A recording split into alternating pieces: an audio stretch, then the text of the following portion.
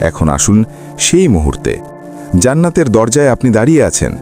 কুরআনে আল্লাহ বলেছেন জান্নাতের দরজাগুলো আগে থেকেই খোলা থাকবে। জান্নাতের ফেরেশতারা স্বাগত জানাবেন। তারা বলবেন, সালামুন আলাইকুম তিবতুম ফাদখুলুহা খালিদিন। তোমাদের ওপর শান্তি, তোমরা ভালো ছিলে, এখন চিরকালের জন্য প্রবেশ করো। একবার ভাবুন, একজন ফেরেশতা আপনাকে স্বাগত জানাচ্ছেন।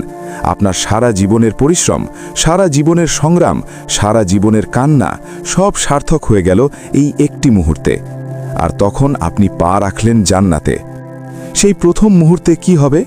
হাদিসে এসেছে, জান্নাতে প্রবেশের পর যে প্রথম জিনিসটি একজন মানুষ অনুভব করবেন সেটা হলো পরিপূর্ণ শান্তি। দুনিয়ায় কি কখনো সম্পূর্ণ শান্তি পেয়েছেন? না, সব সময় কোনো না কোনো চিন্তা ছিল।